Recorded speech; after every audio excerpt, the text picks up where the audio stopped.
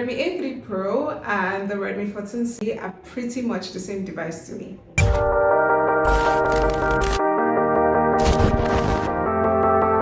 Hey guys, welcome back to my channel. So today we're going to be having a face-off between two budget smartphone warriors, which is the A3 Pro and the Redmi 14c. Now, a lot of people have been asking since my last review of the A3 Pro, or if you haven't seen it, then check on the description below because I'm going to be dropping it there.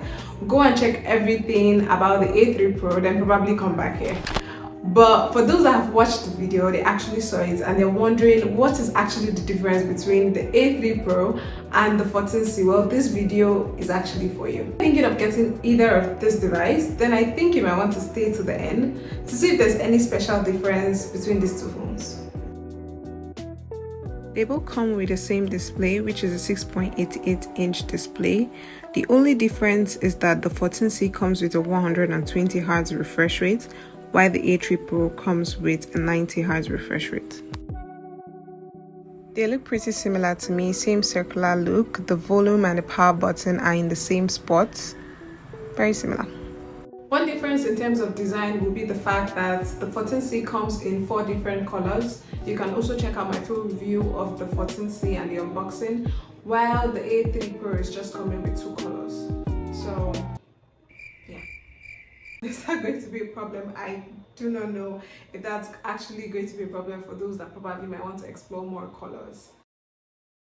So I decided to test out the front and the rear camera to just see what results we'll be getting. This was the result I got for the front camera for both the 14c and the A3 Pro, and this was for the rear camera of the devices.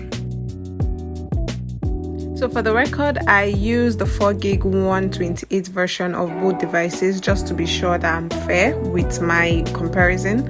And I did a couple of app launches, boot tests, just to see if having the same processor, there's going to be like a significant difference in the launch time. And well, the gap was not much.